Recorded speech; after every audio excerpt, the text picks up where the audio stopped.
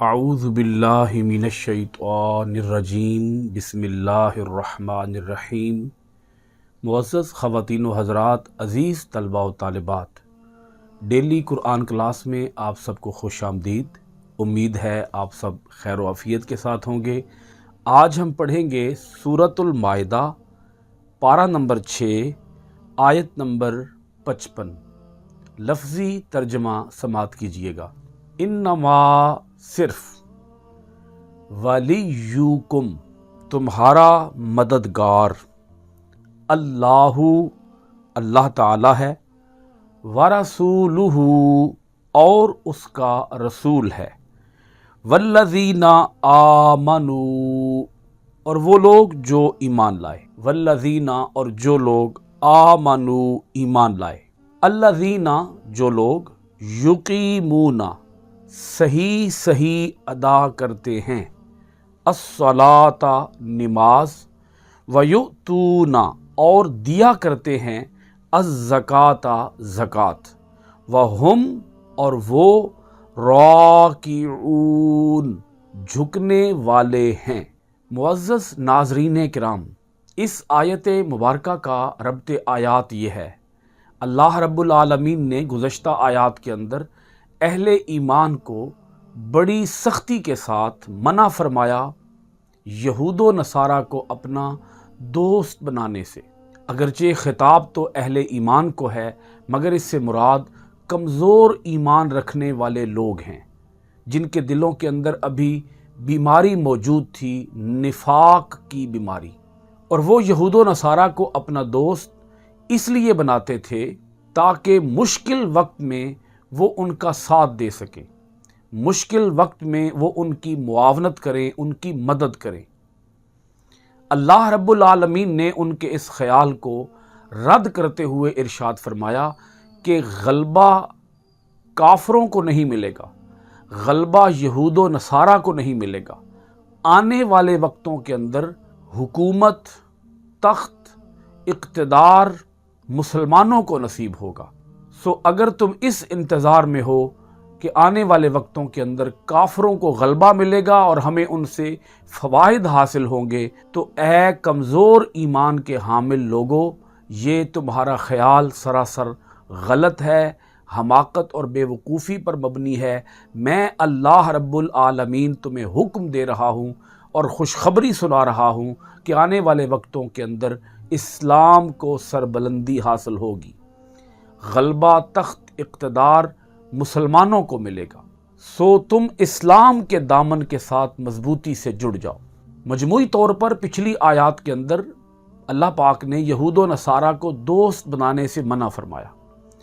اس آیت مبارکہ کے اندر جس کو ابھی ہم پڑھنے والے ہیں، اللہ پاک نے پھر یہ بتایا کہ تمہاری دوستی کن کے ساتھ ہونی چاہیے۔ دیکھیے گا آیت مبارکہ کو، اللہ پاک ارشاد فرماتا ہے، انما ولیکم اللہ ورسولہ والذین آمنوا۔ یہ تین تمہارے دوست ہیں، اللہ، اس کا رسول اور اہل ایمان، مومن لوگ۔ اور یہ جو آیت کے اندر شروع میں پہلا لفظ ہے انما، اس لفظ کے ساتھ اللہ پاک نے زور پیدا کیا کہ تمہاری دوستیاں صرف اللہ اور اس کے رسول اور اہل ایمان کے ساتھ ہونی چاہیے۔ تمہارا مددگار، ولی جو ہے، ولی کا معنی دوست بھی ہے، ولی کا معنی مددگار بھی ہے۔ تو اللہ پاک فرماتا ہے تمہارا ناصر، تمہارا مددگار اللہ بھی ہے، تمہارا مددگار اللہ کا رسول بھی ہے، اور تمہارے مددگار اہل ایمان بھی ہیں۔ سو تم اہل ایمان کے ساتھ اپنی دوستیاں بناؤ، اپنا بھائی چارہ، اپنے تعلقات، اپنے مراسم، اپنے راہ و رسم، اپنے ریلیشنز، اپنی فرینڈشپ، یہ تم دیکھ بھال کے بناؤ۔ ایسے نہیں ہے یوں ہی ہر ایک کو تم گلے سے لگا لو، ہر ایک کو اپنے راز بتاتے پھرو، ہر ایک کے ساتھ محبت کی پینگیں بڑھاتے رہو۔ اللہ پاک ارشاد فرماتا ہے نہیں، تمہاری دوستیاں اللہ کے ساتھ ہوں، اللہ کے رسول کے ساتھ ہوں اور اہل ایمان کے ساتھ ہوں۔ اگلے ٹکڑے کے اندر اللہ پاک نے پھر یہ بتایا کہ اہل ایمان کون لوگ ہیں۔ اللہ پاک قرآن مجید کے اندر جا بجا اہل ایمان کی پہچان کراتا ہے، اور یہ پہچان اس لیے بھی کراتا ہے تاکہ مومنوں کو پتہ چلے کہ ہم نے کیا کرنا ہے، اور منافقوں کو پتہ چلے کہ اگر ہمارے اندر یہ چیزیں موجود ہیں تو اس کا مطلب یہ ہے کہ ہم مومن نہیں ہیں، پھر ہم منافق ہیں۔ دیکھیے گا اللہ پاک ارشاد فرماتا ہے والذین آمنوا الذین یقیمون الصلاۃ ویؤتون الزکاۃ وہم راکعون۔ ایمان والے لوگ وہ ہیں جو صحیح صحیح ادا کرتے ہیں نماز۔ پہلی ان کی علامت ہے نماز کی اقامت، نماز کو قائم کرنا۔ دوسری علامت وَيُؤْتُونَ الزَّكَاةَ، اور دیا کرتے ہیں زکوٰۃ۔ اب یہ دو علامتیں ہیں، اور اس کے ساتھ اللہ پاک نے ایک حالت بیان کی ہے کہ وہ جب زکوٰۃ ادا کرتے ہیں تو وہ کس حال میں زکوٰۃ ادا کرتے ہیں۔ ان کی حالت یہ ہوتی ہے وَهُمْ رَاكِعُونَ، وہ جھکنے والے ہیں، وہ عاجزی اور انکساری کا مظاہرہ کرنے والے ہیں، خشوع و خضوع کا مظاہرہ کرنے والے ہیں۔ جب وہ زکوٰۃ ادا کرتے ہیں، جب وہ پیسہ مال غرباء کو جا کر دیتے ہیں، تو اس وقت ان کے دلوں کے اندر غرور نہیں ہوتا، ان کے دلوں کے اندر تکبر نہیں ہوتا، ان کے دلوں کے اندر اپنی بڑائی، اپنی رعونت نہیں ہوتی۔ وہ اپنے آپ کو فرعون سمجھ کر دوسروں کو صدقہ خیرات نہیں کرتے، بلکہ عاجز بن کر، اللہ کے انتہائی عاجز بندے بن کر، اپنے آپ کو بڑا نہیں، اپنے آپ کو چھوٹا سمجھ کر وہ اللہ کے بندوں کو اللہ کا دیا ہوا مال جا کر عزت کے ساتھ پیش کرتے ہیں۔ انہیں ذلیل نہیں کرتے، انہیں رسوا نہیں کرتے، انہیں اپنے دروازے کے باہر قطاروں کے اندر کھڑا نہیں کرتے، اور معاشرے کے اندر انہیں ذلیل و رسوا کرنے کے لیے ان کی تصویریں نہیں بناتے۔ اب یہ جو دو علامتیں جہاں اہل ایمان کی بیان ہوئیں، میں آپ حضرات کی خدمت میں یہ نقطہ بھی رکھنا چاہوں گا، بہت سے لوگ ایسے ہیں جو قرآن مجید کے معانی کو گہرائی میں جا کر سمجھنے کی کوشش نہیں کرتے۔ مثلا اگر یہاں لفظ آیا ہے وَهُمْ رَاكِعُونَ، تو وہ اس کا معنی رکوع کر دیتے ہیں، یعنی وہ زکوٰۃ ادا کرتے ہیں اس وقت جب کہ وہ رکوع کر رہے ہوتے ہیں، یعنی ادھر رکوع بھی چل رہا ہے اور ساتھ ساتھ زکوٰۃ بھی ادا کی جا رہی ہے۔ یہ بڑی ایک اچنبھے کی اور حیرت کی بات ہے کہ وقت نماز زکوٰۃ کی ادائیگی یہ کیسے ممکن ہے؟ ایک شخص اپنی جیب میں ہاتھ ڈالے گا، جیب سے کچھ نہ کچھ نکالے گا، نکال کے وہ کسی مسکین کو، کسی فقیر کو دے گا، پھر مسکین اور فقیر بھی پاس کھڑا ہونا چاہیے کہ میں جب رکوع میں جاؤں گا تو تم میرے پاس کھڑے ہو جانا، میں جیب سے پیسہ نکالوں گا اور نکال کے تمہاری ہتھیلی پہ رکھ دوں گا۔ بھائی عجیب یہ نماز ہے کہ ادھر نماز ادا ہو رہی ہے اور ادھر جیب میں ہاتھ ڈال کے پیسے جو ہیں وہ کسی غریب کو پکڑائے جا رہے ہیں۔ تو ہرگز قرآن مجید کا ایسا معنی نہیں کیا جائے گا کہ جس سے قرآن مجید کی مراد ہی غلط ہو جائے، معنی ہی غلط ہو جائے، مفہوم ہی غلط ہو جائے۔ ہم لوگ ایسا ہی کرتے ہیں، قرآن مجید کے لفظوں کا معنی کرتے وقت ہم ان باتوں کا، ان پہلوؤں کا خیال نہیں رکھتے۔ ہر زبان کے اندر الفاظ اپنے سیاق و سباق کے حوالے سے معنی تبدیل کرتے ہیں۔ کیا ہر لفظ کا ایک ہی معنی ہوتا ہے اور جہاں بھی وہ لفظ آ جائے گا اس کا معنی وہی کر دیا جائے گا؟ ہرگز ایسا نہیں ہے۔ جب سیاق و سباق بدلتا ہے تو لفظوں کے معنوں کے اوپر فرق پڑتا ہے۔ تو یہ بات ذہن نشین فرما لیں کہ رکوع کا معنی صرف وہ رکوع نہیں ہے جو نماز کے اندر ہوتا ہے۔ عربی زبان کے اندر راکع کا معنی ہے جھکنا، وہ رکوع بھی معنی ہے مگر اس کا معنی جھکنا بھی ہے۔ اب یہاں ایک بڑی اہم بات آپ حضرات کی خدمت میں رکھوں گا کہ ہم لوگوں نے صرف نماز کو قائم کرنا یا زکوٰۃ کو ادا کرنا، بس اسی کو کل اسلام سمجھا ہوا ہے۔ بھئی نماز کی روح ہے، زکوٰۃ کی روح ہے۔ جب تک نماز اس کی حقیقی روح کے ساتھ ادا نہیں کی جائے گی، اس وقت تک نماز کا کیا فائدہ ہے؟ زکوٰۃ جب تک حقیقی روح کے ساتھ ادا نہیں کی جائے گی، بھئی اس کا کیا فائدہ ہوگا اس زکوٰۃ کا؟ آج ہمارے ہاں المیہ یہ ہے کہ سارے کا سارا زور نماز کے اوپر اور زکوٰۃ کے اوپر۔ نماز اور زکوٰۃ مقصود نہیں ہیں، منزل نہیں ہیں، منزل تک پہنچنے کا ذریعہ ہیں مگر منزل نہیں ہیں۔ نماز بھی اور زکوٰۃ بھی اسلام کی جملہ عبادات، اسلام کے جملہ معاملات، اسلام کے تمام اخلاق، اسلام کے تمام احکام، یہ منزل تک پہنچنے کا ذریعہ ہیں، منزل تک پہنچنے کا راستہ ہیں مگر منزل نہیں ہیں۔ منزل کیا ہے؟ منزل ہے اللہ کی رضا، منزل ہے اللہ کا قرب۔ تو کیا صرف کھڑے ہونے سے یا رکوع و سجود کرنے سے اللہ راضی ہو جائے گا؟ نہیں، نماز کا بھی ایک مقصد ہے، اور نماز کا اصل مقصد یہ ہے کہ انسان کے اندر عاجزی کی صفت پیدا ہو۔ زکوٰۃ کا بھی اصل مقصد یہی ہے کہ انسان کے اندر عاجزی کی صفت پیدا ہو۔ عاجزی کیا ہے؟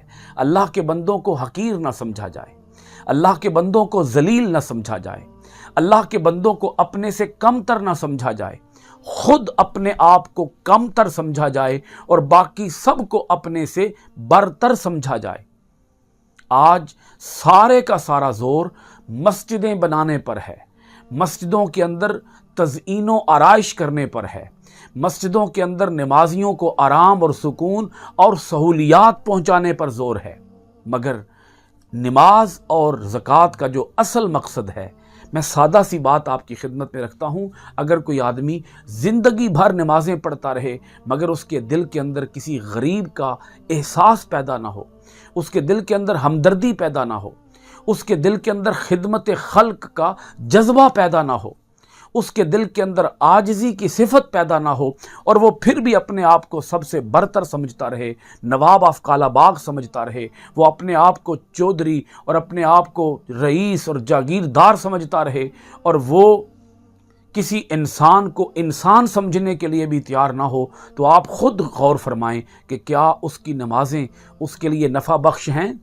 آج بہت سے لوگ ایسے ہیں جو نمازیں پڑھتے ہیں، زکوٰۃ ادا کرتے ہیں، مگر اس کے باوجود ان کے اندر ہزار ہاتھ دوسری برائیاں موجود ہیں، اور نماز اور زکوٰۃ کا اہتمام کرنے کے باوجود وہ برائیاں ان کے اندر ختم ہونے کا نام تک نہیں لیتی۔ قرآن مجید اعلان کرتا ہے، ان الصلاۃ تنہا عن الفحشاء والمنکر، بے شک نماز انسان کو برائی اور بے حیائی سے روکتی ہے۔ تو وہ کیسی نماز ہوئی، وہ کیسی زکوٰۃ ہوئی کہ نماز اور زکوٰۃ کے اہتمام کے باوجود انسان برائی اور بے حیائی کے کاموں کے اندر ملوث ہے، انسان کے اندر کبر ہے، انسان کے اندر غرور ہے، انسان کے اندر اپنی بڑائی کا جذبہ ہے۔ تو اللہ رب العالمین یہاں پر راکعون کا لفظ لگا کر یہ بتا رہا ہے کہ نماز بھی ادا کرنی ہے، تو نماز کا جو مقصود ہے وہ یہ ہے کہ تمہارے اندر عاجزی پیدا ہو، انکساری کی صفت پیدا ہو۔ زکوٰۃ بھی ادا کرو تو زکوٰۃ کی ادائیگی تمہارے اندر غرور کو پیدا نہ کرے، تکبر کو پیدا نہ کرے، بلکہ تمہارے اندر عاجزی کی صفت پیدا ہو۔ تو اللہ رب العالمین نے اس آیت کے اندر مجموعی طور پر اپنے بندوں کو یہ بات سمجھائی، اور وہ جو کمزور ایمان رکھنے والے منافقین تھے، ان منافقین کو بھی یہ بات سمجھائی کہ اے منافقو، اگر تم نے دوست بنانا ہی ہے، اللہ کو دوست بناؤ، اللہ کے رسول کو دوست بناؤ، اور اہل ایمان کو دوست بناؤ۔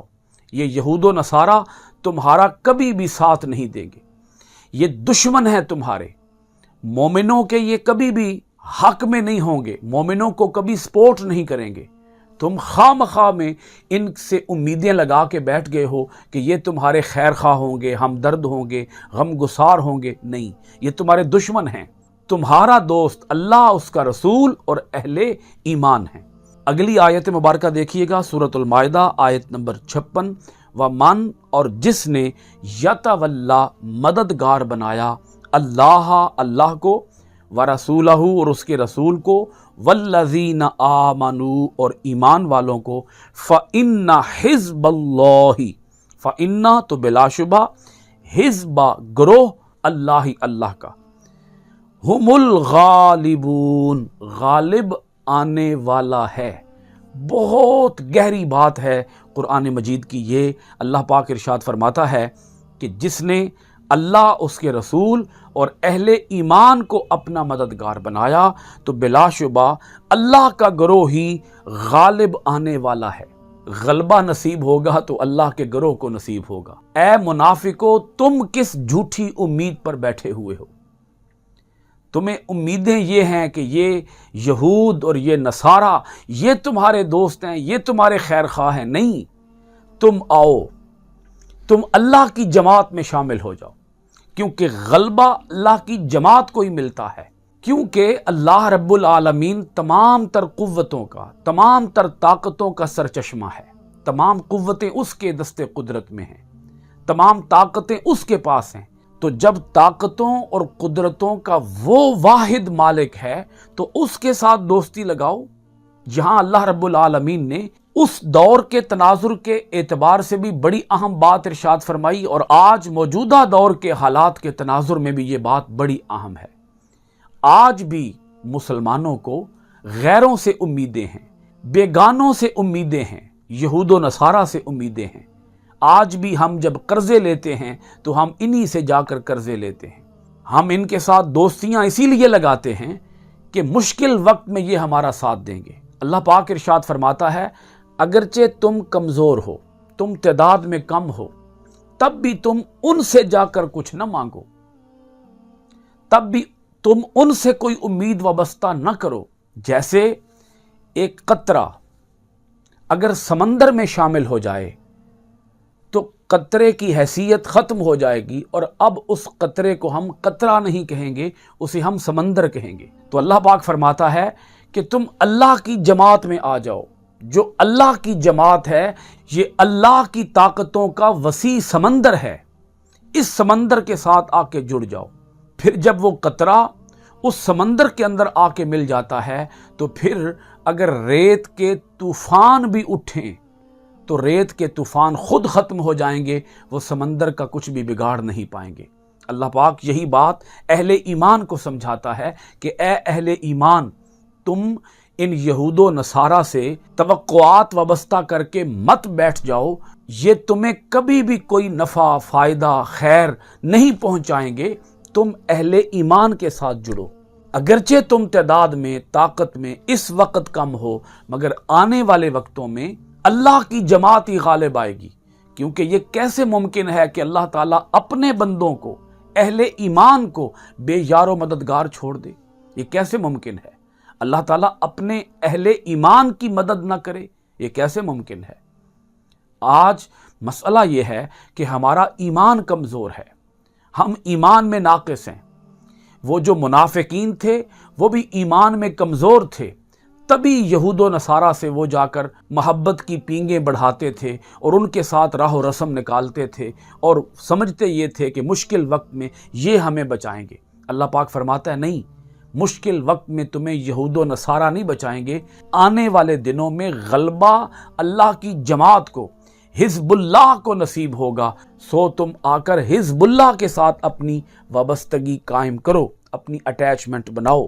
اللہ رب العالمین ہمیں اپنی آیتوں کے اندر غور و خوض کرنے، اپنی آیتوں کو معنی، ترجمہ، تفسیر و تشریح کے ساتھ پڑھنے، عمل پیرا ہونے، قرآن کے آفاقی پیغام کو دنیا بھر کے اندر عام کرنے کی توفیقات خیر عطا فرمائے۔ سورۃ المائدہ آیت نمبر 56 کے ساتھ آج کی کلاس ختم کرتے ہیں۔ انشاءاللہ العزیز آئندہ ڈیلی قرآن کلاس میں سورۃ المائدہ کی آیت نمبر 57 کے ساتھ آپ کی خدمت میں پھر حاضر ہوں گے۔ بہت شکریہ۔ السلام علیکم ورحمۃ اللہ وبرکاتہ۔